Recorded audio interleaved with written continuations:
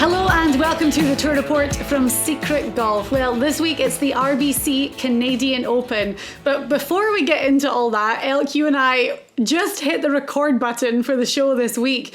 And this monumental announcement has come from the PGA Tour. PGA Tour, DP World Tour and Live Golf are merging. I just can't believe my eyes, Diane. I've been talking to a few people in the industry, a few people that work at the PGA Tour, and they were very hush-hush about this, never heard a peep about it. Also, Greg Norman, as you can recall, has been very quiet. So has Jay Monahan. So obviously, this has been, in the works. I mean, it's got to be good for golf, right? It's got to be good if I think I always said, Diane, that Live works really well in the rest of the world. Uh-huh. And the tour, where they really get conflicted is when they're playing in Tulsa and in Fort Worth on the same weekend. That's where it seems that everybody just freaks out. Yeah. Well, what if there's a new model, Diane, where these good players can go all over the world and make golf better everywhere? Is that going to be better? Of course it is. So I know that your phone is going crazy right now.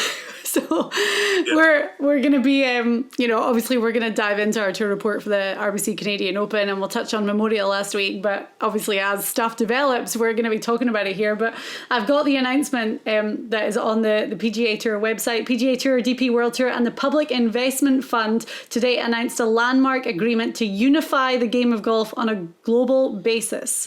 They signed an agreement that combines the PIF's golf-related commercial business and rights, obviously Live Golf, with the commercial businesses and rights of the PGA Tour and the DP World Tour.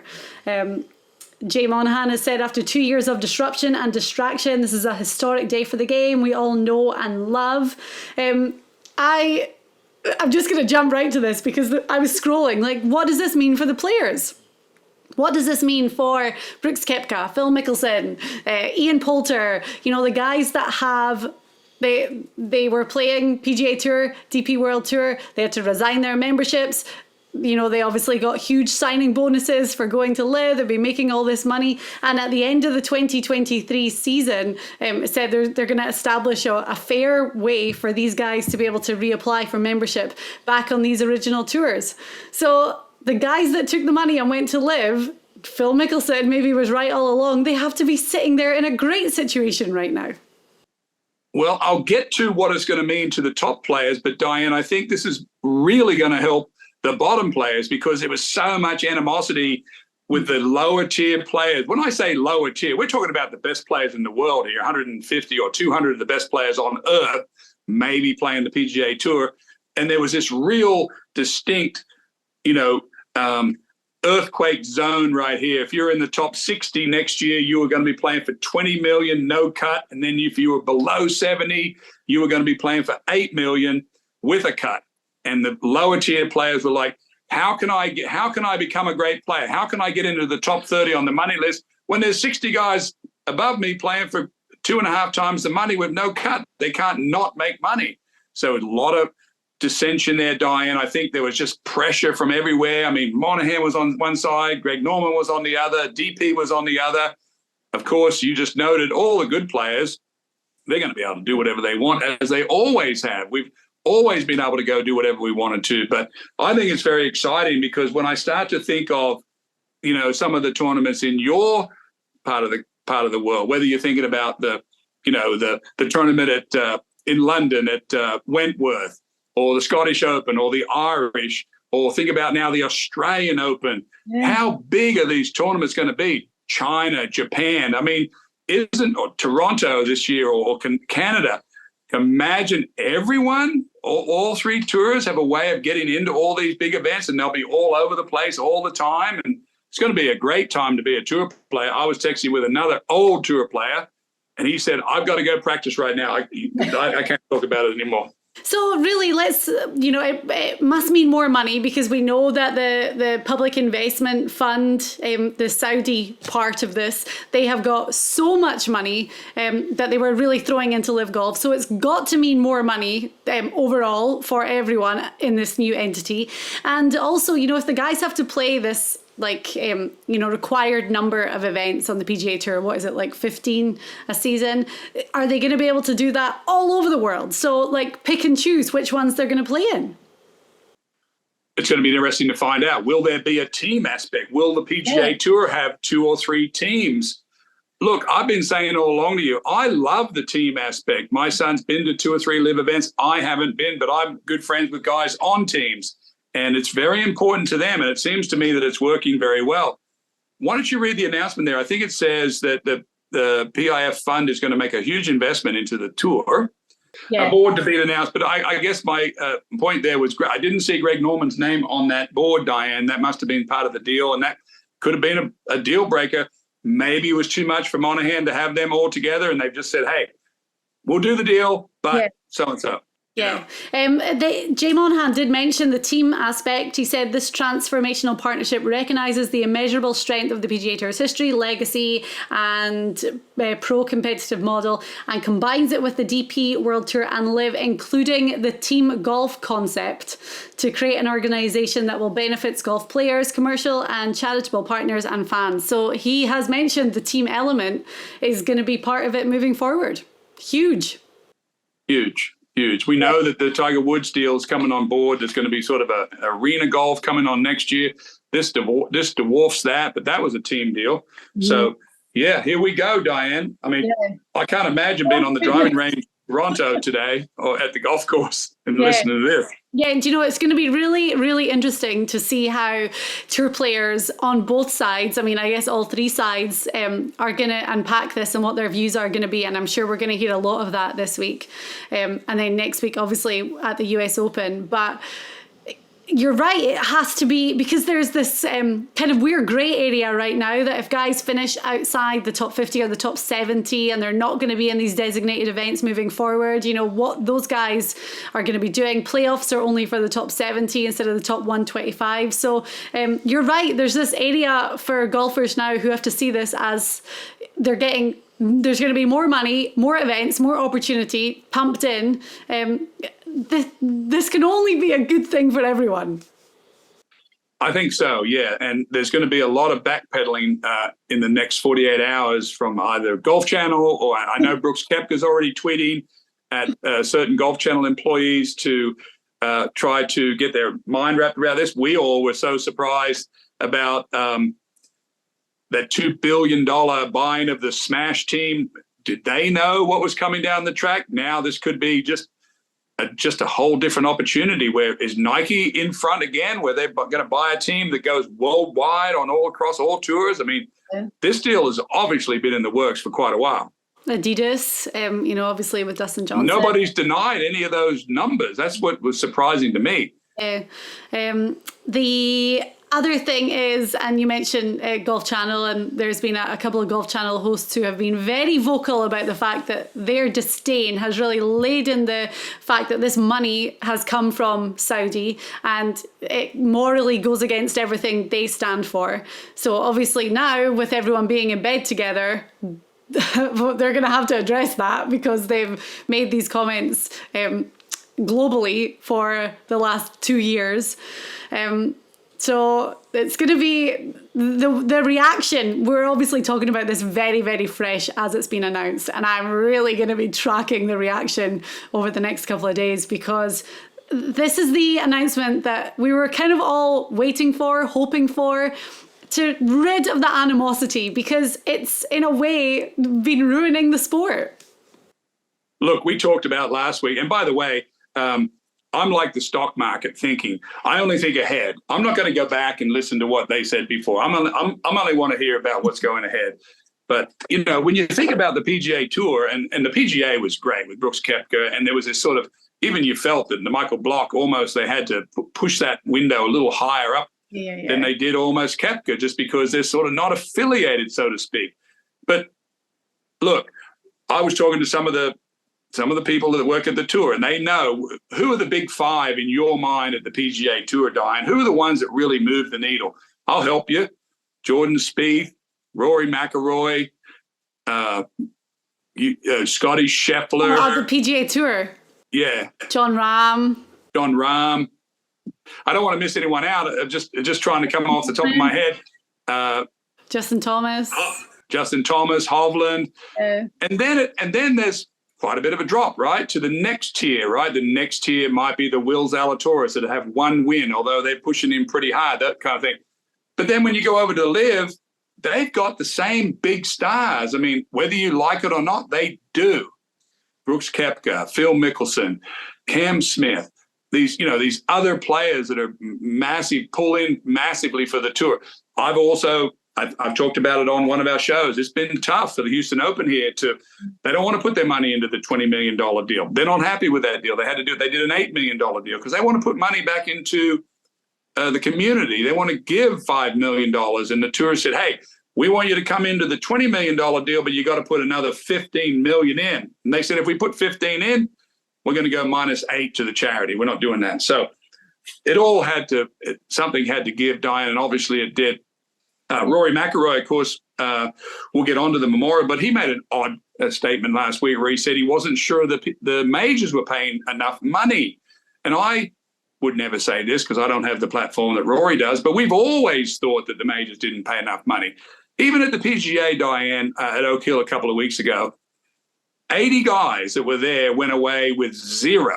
And they were there pretty much the whole week. They entertained a bunch of people by watching them. They don't get $5,000 for their travel. They don't get anything. He's right about that one. So maybe Rory going quiet, Diane, now we know in the last month had something to do with this. Yeah. What do you make of Rory? Why don't you make of that? And then why don't you give me his breakdown of what's going on with Rory at the Memorial? Had the lead. Yeah. Well, the thing about Rory is he after the Masters disappointment, we saw him really take a step back. He took some time to himself, and he then went very, very quiet when he was asked anything about Liv and the PGA Tour. He said openly that he wasn't going to comment on it anymore. So this has obviously been in the works for a long time, and Rory being part of the inner workings of the PGA Tour has been very aware of this, no doubt. Phil Mickelson tweeted, "Awesome day today." Yeah. It's not going to be a great day for Rory McIlroy. He's been very tough on all that. Yeah. Joel Damon just tweeted, "I've grown up being a fan of the Four Aces. Maybe one day I'll get to play for them on the PGA Tour." He was tough. He was tough on those guys. Yeah. He said something like, if Brooks Koepka wins a tournament on Liv, like a tree in the forest, does it make any noise? Well, that's been a bad. Hey, but this is very telling, and we know that some of the PGA Tour players have felt that they've maybe been kept in the dark. Colin Morikawa, who's definitely one of the big names, has tweeted. Yes, we left him out a minute ago. He said, "I love finding out morning news on Twitter." So that's a little bit controversial. Yeah. Well, I think they had to do it this way. I think at the end of the day, Diane, this was a scattered product, and Liv is gaining traction, whether anyone wants to admit it or not. They're gaining a massive amount of traction. They have two of the current major winners currently on their roster, Cam Smith at the Open and Brooks Koepka is going to carry that for a whole calendar year. Mm-hmm. Diane, I won the PGA, and one of the great things about winning the PGA is you get to be a champion the longest. You all the way to the next year. When you win the Masters, you only get it for a month until someone else is the hottest pancake on the griddle. So, yes, I think. My mind's racing 100 miles an hour here, and I'm going to contradict something I said, because I said on one hand this could be great for the players in that there's going to be more events, more chances, more money. But on the other hand, going by Colin Morikawa's tweet, maybe some of the guys are not very happy today, because realistically a lot of them have been vocal. They've defended the PGA Tour, they've stuck their neck on the line, they've turned down money, they've changed their schedules, they've had to play in more events with these elevated events, and now all of a sudden, hey, we're merging, we're going to be one big happy family. So there is going to be some disdain, there's no question. No, there's no doubt. The way you fix that is the tour will talk about the money on the top of a pyramid when they do this, and then they will go down from there. They're not going to backtrack. They're going to go, here's what's on the table for you guys. This is what it is. I mean, look, Colin Morikawa is one of the best players out there. He's going to be on the tour for his peak. He's going to be good for another 15 years. And then there'll be more guys coming along, just like I went through, just like whoever. Freddie Couples was another one. He just came to my mind. He's been very critical. There's a lot of guys, but we're going to see how all this shakes out. I'm sure you're reading along and you're going to catch a bunch of live tweets here. But I mean, you know where I've been on this all along. I have not been critical of anything. We've been doing shows here where we've been covering Live and covering the tour on the same episode, and people have just really enjoyed our transparency of just following good golfers. Yeah, I'm just following this, as you said. Big takeaways right now. Greg Norman's name not being mentioned in the official statement. The board. So no mention of him at all in it. The fact that the players were not told and they were finding out this news on Twitter. That's definitely a huge talking point. The biggest one has to be two little words, Ryder Cup. And what is this going to mean in September? Well, it's going to mean that they're all going to be eligible again, of course. Now, to me, and you don't like it when I bring this up to you, but the European Ryder Cup team is probably just like when Australia plays England or Australia plays Scotland in football or rugby. The Europe team is on paper the weakest it's been in years. Your veterans have all sort of, I don't want to say past their prime, because, you know, when you think of the Ryder Cup, you think of Sergio and Poulter and Westwood and all these guys. But you must admit they're not as strong as the American team right now. You got absolutely poleaxed up at Whistling Straits. You were there. You witnessed it. The American teams are very, very strong. Europeans, having said all that, Diane, you need all the eligibility that you can get, is my point, I think, to this. But the other thing is, there's been, and maybe it's going to be water under the bridge, but people have said things about other people that could potentially be playing on the same team. I mean, I'm thinking of Ian Poulter, Lee Westwood, extremely vocal. Sergio Garcia, extremely vocal about the PGA Tour as well. And they're all going to be back together playing in a team of happy campers. So that, I mean, going forward, eyes on the Ryder Cup, that's going to be a huge story. There's so much to take in. I've told you this, and all of our people that work for us, the people that work for us, never talk poorly about another tour player, their decision to earn their living. So we've never done that here. So yes, there's going to be some problems going forward. Pat Perez has taken it the most from every angle, how terrible a player he was. And he's just sort of revitalized himself over there at Live because he's lost 30 pounds. He's playing great golf. He's on the best team on there. He's counting almost every week on every round. He's changed. Isn't that what the tour really needs, Diane? Meaning that not Pat Perez, but don't you need more energy as you get a bit older to sort of keep going? And will this be, a world tour now, or they all three stay separate and they move around? I'm sure there'll be some events that they all play. But look, I know one of the points this reason this happened.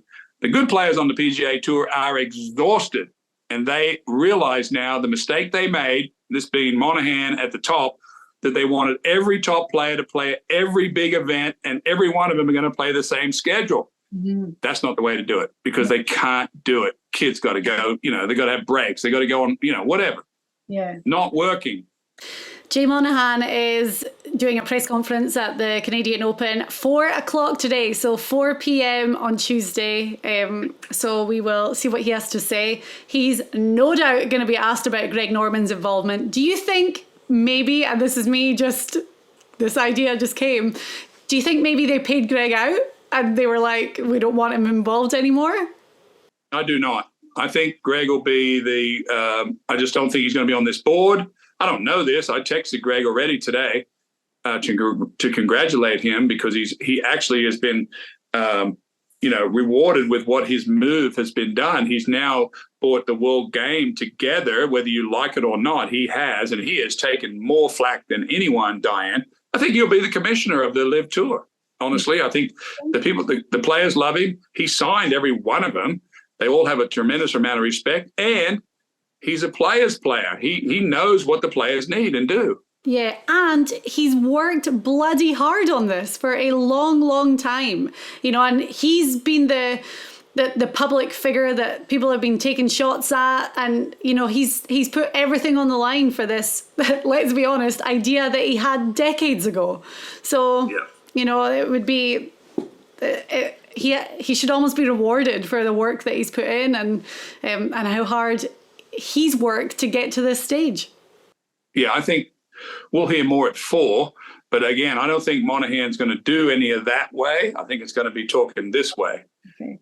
Whoa. Did you know what I meant when I did that? Yes. Yeah. I don't think you're going to be talking backwards. I think they're going to be talking forward. Yeah. Yeah. This is what we're going to do. A lot of people, and I'm not going to name names, but a lot of people in the media are going to have to swallow that. It's going to be a tough pill to swallow, and they're going to have to look at it as, right, this is the way it is moving forward.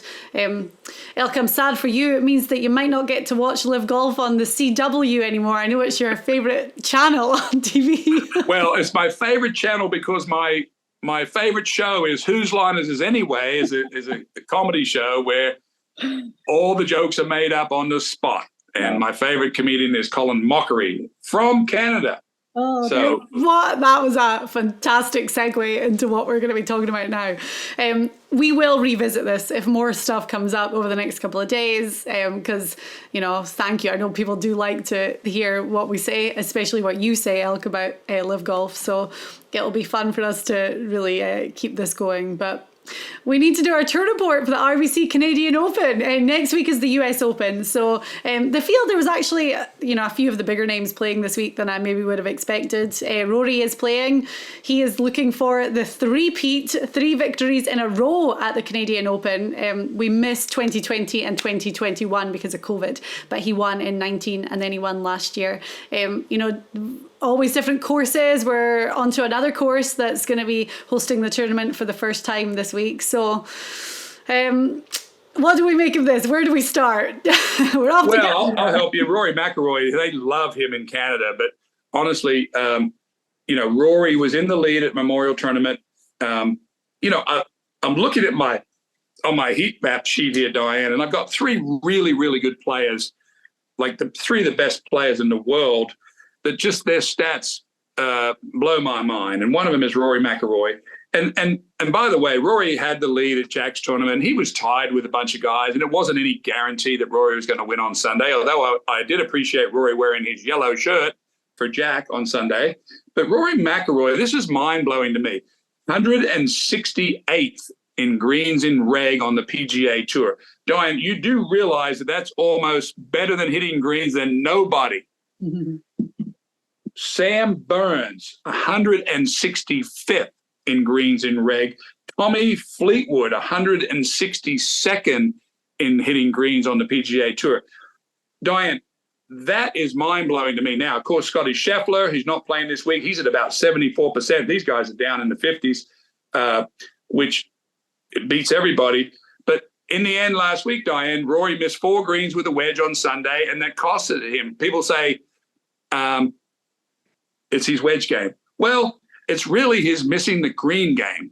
Mm-hmm. And this week, you and I have done some research on this new course. I haven't even got the name right in my head. Oakdale.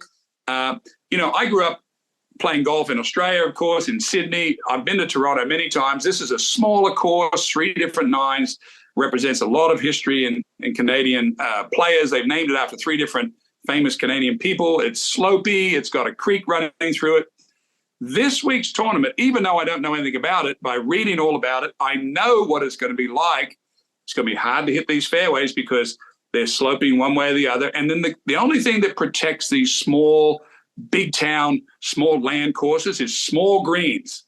Mm-hmm. Greens in reg, Diane. I'm looking at greens in reg and putting this week because there's a creek, I think it's called Black Creek, runs through this course.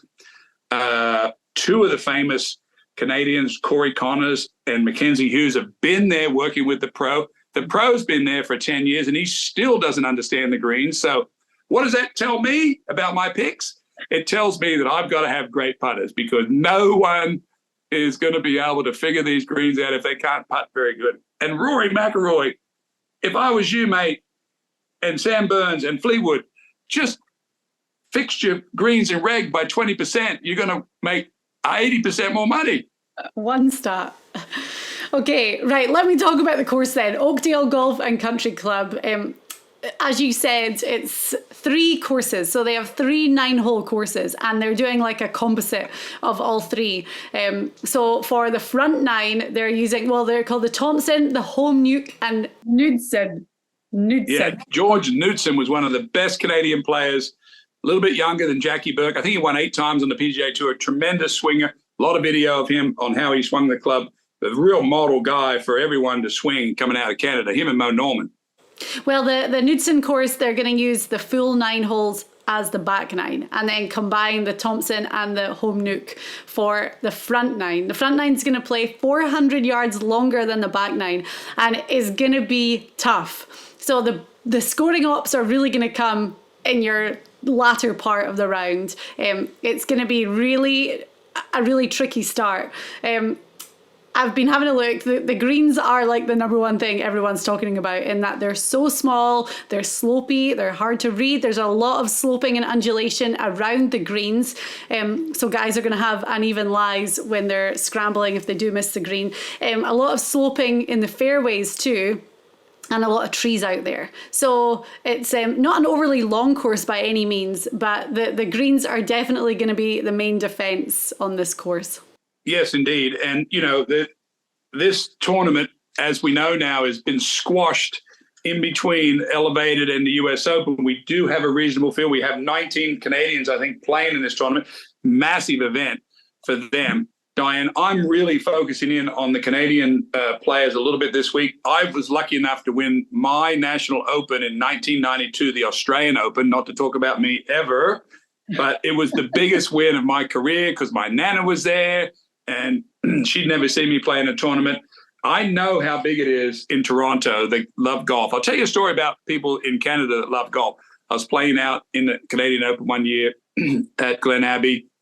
And this is before we had a bunch of phones and everything, whether we knew what weather was coming in. Tiger was there that year. I think even maybe Jack Nicklaus was playing this last event. Might have been late 80s. Wouldn't have been Tiger then. Would have been Jack. Or anyway, big storm came in, Diane. Nobody had an umbrella. And it rained all day. And those Canadians, they just stayed there. They may have got a bigger crowd than no one left. They just love their golf so much. This will be a very well-attended event. They love their Canadians. I mean, we used to always say when you play with Mike Weir at 6:50 at San Diego on a Thursday, when you got to the first tee, there was 10,000 people waiting at the tee, all of them Canadians. They love their sports people. Yeah. I'm focusing in on 3 particular names. I may even let you pick my top of the list this week after I've presented to you what I'm thinking. I have a Canadian as my one to watch. Do you know, no Canadian has won their National Open since 1954. So the fans have been waiting for a long time. They love their golf. The other thing is a lot of Canadian players are in great form right now, and we're going to talk about a few of them obviously, but they have a lot to be excited about. They're going to be making some noise for their guys this week. That's for sure. Right, well, let's get into our picks. So we'll do our outright favourites, ones to watch, and then dark horses over 100 to 1.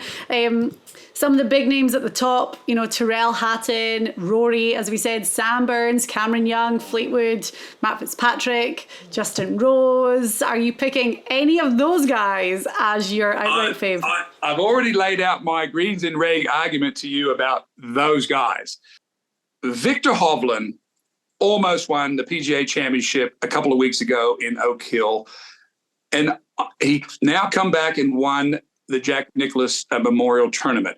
Victor is an excellent player. He's known for winning 4 or 5 events over in the Bahamas and Mexico twice, and I think Puerto Rico. Now he's Jack Nicklaus champion, a Memorial champion. He could win the US Open next week. Now his record flips. Now he's the US Open champion, the Memorial, and all these other 4 go away. There was another guy at Oak Hill at the PGA that was leading after 2 rounds, a Canadian named Corey Connors, who was putting out of his mind. And I kept asking myself, can he hang in there and putt good enough? And I'm going to lay out 3 Canadians here: Adam Hadwin, Mackenzie Hughes, and Corey Connor. When I look at those magic 2 numbers, Diane, Hadwin 62nd in greens in reg, 42nd in putting. Okay. Mackenzie Hughes, 159th in greens in reg, but 56th in putting. Corey Connors, 11th in greens in reg, 95th in putting. Do you think that Corey Connors, this tournament should be all about Corey Connors, because he was just in a massive amount of pressure? And my point, I think I just forgot about it, but Hovland was in all that pressure, and then he was able to handle the new pressure playing in the Nicklaus tournament and was able to handle it. Do you think, I was going to let you pick the 3, but I think you know where I'm going. I do.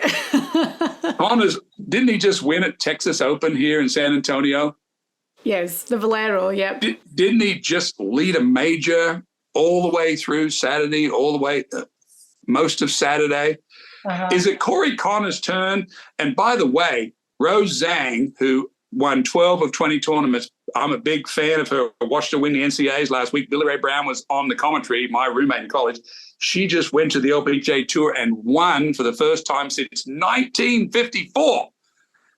Guess when the last Canadian won the Canadian Open? Wow. 1954. Look at you, historian. Or thereabouts. So I'm on Corey Connors. I'm not even letting you pick. Okay. I think this has got to be the Corey Connors show this week, Diane. Mr. Cat Memorial finished 12th at the PGA, 8th at the... That means he's rested. He's rested. I'm not trumping your argument here, but the pressure of the home open has been tough for Connors, who has played in the Canadian Open 7 times, missed the cut 5 times. One time he finished 80th, so like dead last. Last year he finished 6th. So maybe he's working it out. Well, Mackenzie Hughes plays better in the Canadian Open than any of them. Yeah. But the 159th worries me, and the 95th on Connors putting worries me. Uh-huh. But I just think that Connors, Diane, if you're capable enough to play really that good a golf in a major at Oak Hill, then you're pretty immune to pressure right now. You've kind of grown over it, grown out of it. You spoke correctly about he doesn't play well at home, but as I say, I think he's grown out of it. I hope so. He's my pick this week. He's 11th greens and reg on the tour right now. Corey Connors is 18-1 this week.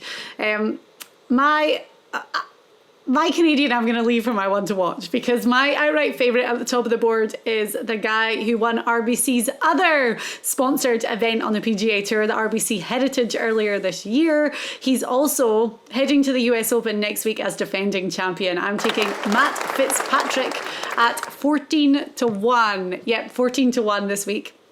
As my outright favourite. It goes against everything you talked about, because his greens and rec is his worst stat.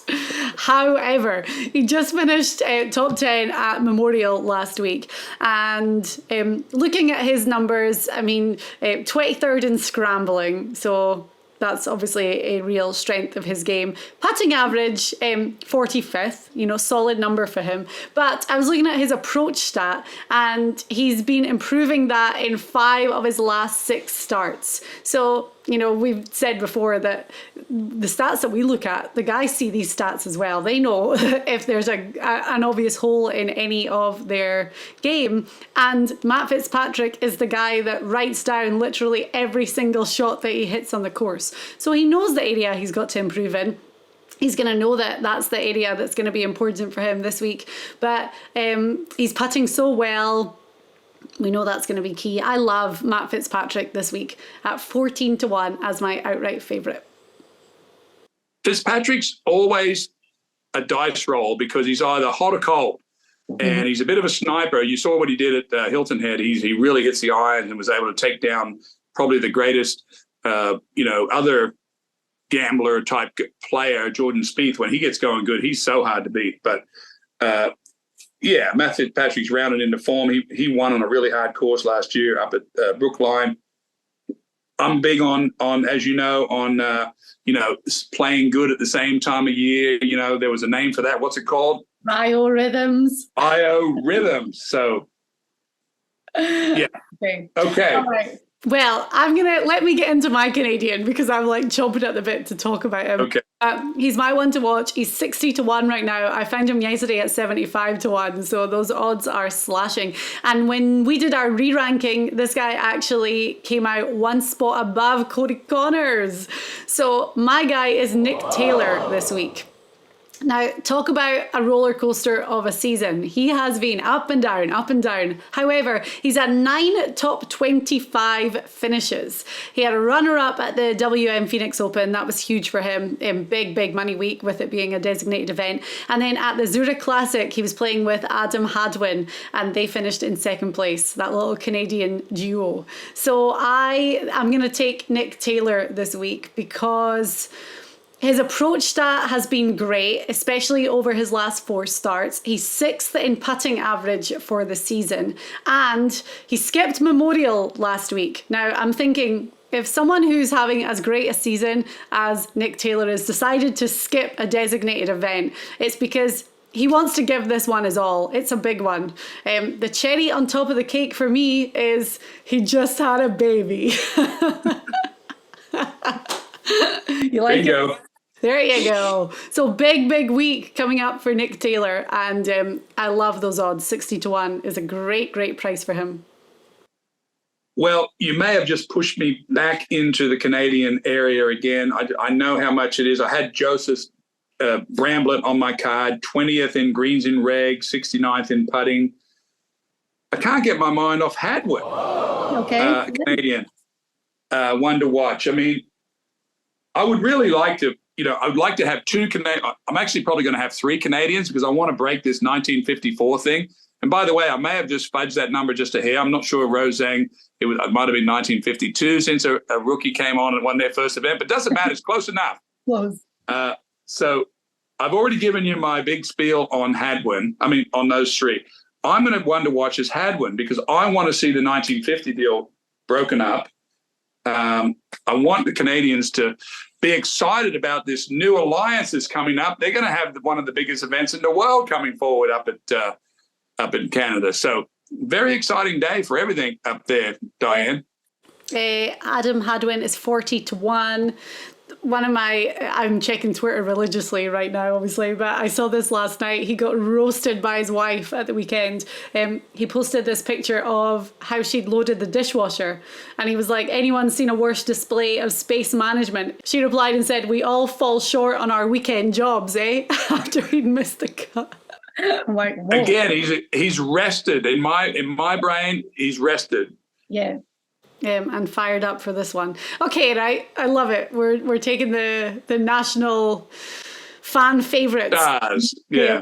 And Adam Hadwin. Right, and then we move on to our dark horses. And this week, that kind of bottom part of the odds board, the guys with high odds, wow, there's some like super high odds out there this week. Who are you looking at? I think I've got one highest maybe I've ever picked. All right, well, do you want me to start then? Since I thought I was doing well at 250-1. So from what you've said, I know that you're about to trump me completely. I've been doing my research on this guy, right? So I'm going with Grayson Murray at 250-1. I was looking at his odds, like top 20 finish, he's 6-1. So, these are good. This guy has been kind of reinventing himself and really working hard on his game. If you've ever followed Grayson Murray on social media, he was an absolute riot on Twitter. I think he got blocked, banned from Twitter, taken off. And I think he's actually grown up. I mean, I don't know him personally, but after seeing, I think he's realised that he doesn't need to be like that big controversial character. Didn't he just win on Corn Ferry? Well, exactly. Yes. So he's been working on his mind, working on his mental health, working on his game. He just won on the Corn Ferry Tour a couple of weeks ago. And then he was in contention at the weekend and finished one shot off the playoff in a tie for third. So two, like really, I mean, I say career-changing weeks for Grayson Murray. I think they are because he really had not been doing anything or playing great. And that's just a huge confidence build for him. But I went on and looked at his Corn Ferry Tour stats. He's been hitting greens and he's been making putts. And he also just got into this as a late alternate. So he's going to be completely fired up. He's going to be full of confidence and looking to take that to the PGA Tour where he can really make some money and get some points this week. So Grayson Murray at 250 to 1. I'm all in. That may be your best pick of the year with the energy because best long shot pick. You've had some other great picks, but long shot pick because he's probably sitting on that top 20 number now coming out of Corn Ferry, which is going to put him on the tour. And he's probably going to be playing for 50 times more money next year now that these guys have all merged. So that's very exciting for him. Yeah. The Fortnite Cup is the equivalent of the FedEx Cup up in Canada. I have some friends here, some young guys that play the Canadian Tour that play here at my home course here at Champions. They talk about a guy that won that cup last year named Will Bateman. Now, I haven't seen Will Bateman swing, Diane, but when I know these young guys that I play with over here and they've talked about a Will Bateman, are you excusing me? 600 to 1? And if you say, Elk, you're an idiot, you're a nut, you don't know anything. Russell Knox, who is ranked 18th in greens in reg, not too good in putting, 150th. He's 600 to 1 this week. So if you were going to bet on someone this week, Diane, you have inside information. I have inside information. Where are you putting your $5 bet against me this week? Your brother or Will Bateman? Well, there's only one answer I can give, isn't there? Like, what else can I say? Yeah. 600 to 1 for Russell. Gosh, it's tough. I'm just going to say quickly, I know that you saw it because I saw you comment on it on Twitter, but Billy Horschel last week had what did he shoot, an 84 in the opening round at Memorial. He spoke to the media afterwards. He cried and talked about how difficult it was right now and how much he was struggling with his game, and it wasn't there. And that, to me, maybe it hit home a little bit more because I know the struggles that my brother's going through right now, but oh my gosh, it just shows, like, there's so many guys playing on the PGA Tour right now, you know. The highs are so high and there's money everywhere and people are talking about you. The lows are really, really tough. And there's a lot of them that are there. Yeah, it's got to be technical with Billy because I listened to his interview, and when I see a guy cry about playing bad, it doesn't bother me. I mean, I've seen so many tears in the locker room, Diane. You wouldn't even. I can't even begin to tell you, and probably some of them have been mine. It's just the way it is. It just means a lot to these players, their games and their livelihood, and they don't like playing bad. And when someone sticks a microphone in your hand, you're already amped up. Think about being at the hospital and you just had a baby and then you walked outside and someone stuck a microphone. Well, that's where your emotional level is when you come off the golf course sometimes. I used to have a rule with my family. I'm staying in the locker room for 30 minutes after just to cool down, good or bad, So, Billy Horschel's a great player. He can't get the ball started where he wants to. So that tells me it's mechanics, and that tells me he can fix that. So that's where I'm at with Billy, and I think I said as much on Twitter. I'm just going to go back to Will Bateman very quickly. Your 600 to 1 pick. Between 2016 and 2021, he had one top 10 finish in 32 career starts on the Canadian PGA Tour. And then in 2022, he won twice. He was the Fortinet Cup champion and PGA Tour Canada Player of the Year. And then this year, he's playing Corn Ferry Tour. This was actually in February, this thing that I'm reading, so I don't know what he's done since then. But he's had 2 top 5 finishes in his first 3 Corn Ferry Tour starts. So see, I listen to the young guys that they know. Yeah, good. Okay then, wow, I feel like I need to go lay down in a darkened room, but I'm probably just going to get on Twitter and have a look at everything that's going on. Just to recap our picks very quickly for the RBC Canadian Open, I'm taking Matt Fitzpatrick at the top at 14 to 1, Nick Taylor in the middle 60 to 1, and then Grayson Murray at 250 to 1. At the top, you are going with Corey Connors. Cody Connors. I'm all the way Canadian today. Yeah, what is he again? 18 to 1? Yep. Cody Connors 18 to 1. Adam Hadwin in the middle. What are Hadwin's odds? 40 to 1. Yeah. And then Will Bateman at 600 to 1. Yeah. That's great price. I'm desperate to knock out. I'm going the Rose Zhang model, Diane. I want to change the 1950 deal. Yeah, no, that's cool. I love that. Historic. I have a car, 1955. It's all coming together for me. 3 things. Okay then, right, well, thank you very much for watching and for listening to the Tour Report this week for the RBC Canadian Open. Obviously, we started recording as the big merger news was announced between the PGA Tour, the DP World Tour and Live Golf with the Public Investment Fund. So we will keep on top of that. Jay Monahan, Commissioner of the PGA Tour, talking at 4 o'clock on Tuesday today from Canada. The players, I saw that the memo was sent out to all of them, and he's told them all that if they're on site at Oakdale in Canada, they can talk to him, ask him questions. I'm sure a lot of them are going to have a lot of questions, so this press conference could potentially get quite fiery at 4 o'clock today, but then it's also hopefully going to shed some light. I think it's going to stay out front. I think all the fireworks is going to be happening today, right now, with Monahan and the players. Okay. Right, we'll keep on top of it. We'll jump on. There's going to be a lot of, you told us this, but he's going to go back, but this is what's going to happen. Oh, okay, thanks. For the greater good. It's bringing golf together. Bringing golf together. All right, Elk, thank you. As I said, we'll keep on top of it. We'll be following along with all the news and the RBC Canadian Open this week ahead of next week's US Open at the hotly anticipated LA Country Club. The SG Tour Golf Gaming app, the place for you to compete and win cash on PGA Tour events. The SG Tour is a golf experience like no other, with games designed by golf professionals. You can play single-day games and tournament-long contests each week. It's easy to get involved. Join or create a game for you and your buddies. Pick 4 players and follow along with the action. And if you need some help with your picks, we've got you covered with our weekly handicapping show, The Tour Report, and exclusive content with our PGA Tour players. Join the fun and win money on the SG Tour, available in the App Store.